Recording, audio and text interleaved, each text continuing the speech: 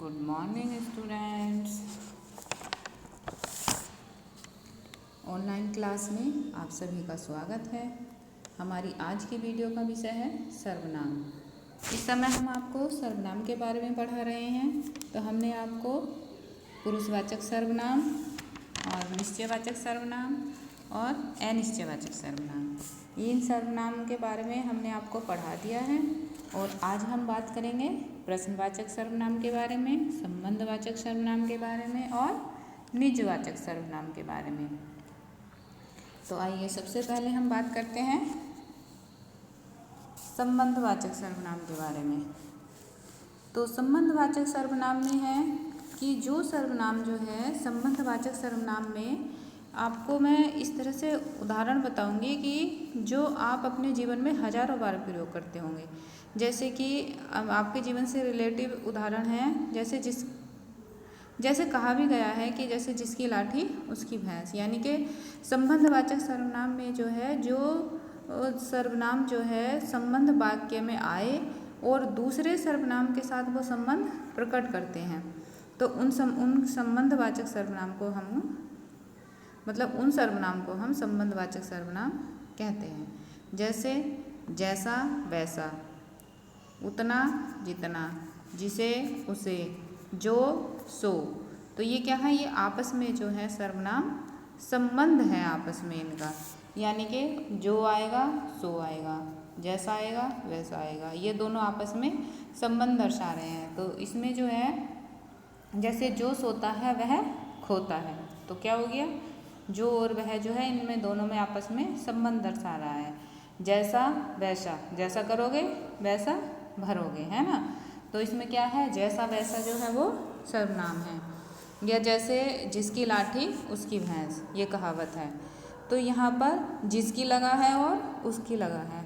अगर मैंने जिसकी जगह पर लिख दिया होता रमेश और उसकी जगह पर भी रमेश लिख दिया होता, तो यहाँ पर जो है सर्वनाम जो है ये संज्ञा हो जाती। तो इसलिए जैसा वैसा ये क्या है, ये सर्वनाम है। तो यहाँ पर जो सर्वनाम प्रयोग किए गए हैं जिसकी उसकी, दोनों में जो है आपस में इनमें संबंध है। या जैसा करोगे वैसा भरोगे, तो जैसा और वैसा इन दोनों में क्या है, आपस में संबंध है। जैसी करनी वैसी भरनी, तो इसमें भी जैसी और वैसी जो है वो आपस में संबंध दर्शा रहे हैं। तो इस तरह से जो है ये संबंधवाचक सर्वनाम कहलाएगा। यानी कि जैसा वैसा, उतना जितना, जिसे उसे, जो सो, जिसमें आपस में संबंध दर्शाता है जो सर्वनाम, वो संबंधवाचक सर्वनाम कहलाता है। इससे आगे आएगा आपका प्रश्नवाचक सर्वनाम। तो प्रश्नवाचक सर्वनाम क्या है, जिस सर्वनाम शब्दों का प्रयोग प्रश्न पूछने के लिए किया जाता है ना। तो उस सर्वनाम को हम प्रश्नवाचक सर्वनाम कहते हैं। तो इसमें जैसे कहाँ, कौन, कैसे, क्या, किसने, किसे आदि। तो प्रश्नवाचक सर्वनाम में क्या होता है कि प्रश्नवाचक सर्वनाम में जो है हमें संज्ञा की, शब्द की जो है वो निश्चितता प्रकट नहीं होती है।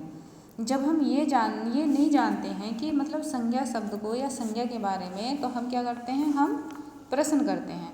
और वहाँ पर जो सर्वनाम का इस्तेमाल किया जाता है, तो उस सर्वनाम का इस्तेमाल हम प्रश्न पूछकर संज्ञा को जानने के लिए करते हैं। तो उन्हें हम प्रश्नवाचक सर्वनाम कहते हैं। जैसे कौन शब्द है ना। तो हमने जब उसमें पढ़ा था, अनिश्चयवाचक सर्वनाम में पढ़ा था कि दरवाजे पर कोई है ना। तो उसमें जो था कोई, तो कोई पता नहीं कौन है ना। या अब इसमें जो है हम पूछते हैं कि कौन है ना। तो कौन है, तो अब हमें अगर संज्ञा जाननी है कि कौन है, तो हम सर्वनाम का प्रयोग करेंगे। अब उधर से बाहर से आवाज़ आती है कि मैं रमेश हूँ, तो रमेश क्या है, संज्ञा है।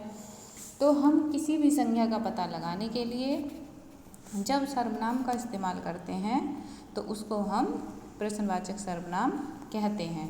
जैसे कौन, किसे, कैसे, किसने, है ना।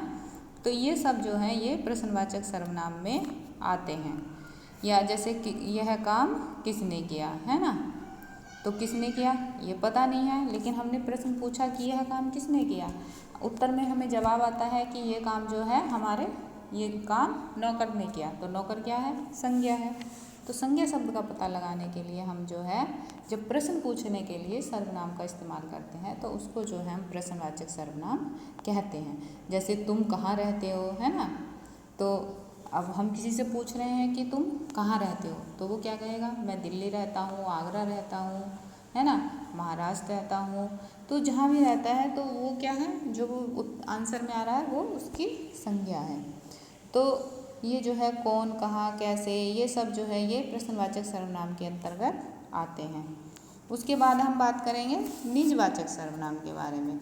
तो निजवाचक सर्वनाम में क्या है कि जो सर्वनाम शब्द कर्ता जिन्हें स्वयं के लिए, यानी कि जो अपने लिए शब्दों का प्रयोग करता है तो उसे जो है हम निजवाचक सर्वनाम कहते हैं। जैसे कि स्वयं, अपने आप, अपना, खुद आदि।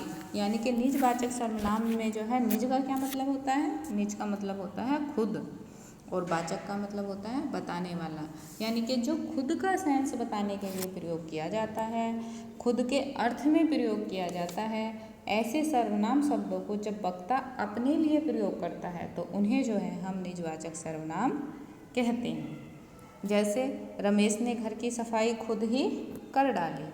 तो यहाँ पर क्या है, यहाँ कर्ता जो है वो रमेश है, और यहाँ पर खुद ही शब्द का जो प्रयोग किया गया है, खुद ही, स्वयं ही, अपने आप, ये जो सारे शब्द होते हैं, जैसे उसने सारा कार्य खुद कर लिया, अपने आप कर लिया, उसने खुद ही सारी पढ़ाई कर डाली। तो ये सारे शब्द जो हैं ये निजवाचक सर्वनाम में आते हैं। या जैसे मैं अपना काम स्वयं करता हूँ, है ना, तो ये स्वयं किसके लिए, अपने आप के लिए।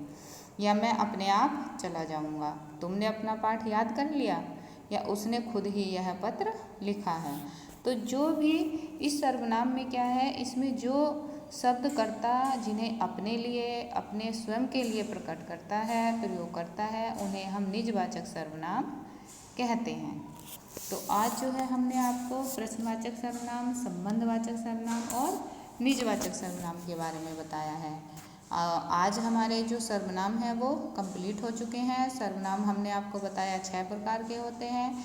सबसे पहले पुरुषवाचक सर्वनाम, निजवाचक सर्वनाम, निश्चयवाचक सर्वनाम और अनिश्चयवाचक सर्वनाम, प्रश्नवाचक सर्वनाम, संबंधवाचक सर्वनाम और निजवाचक सर्वनाम।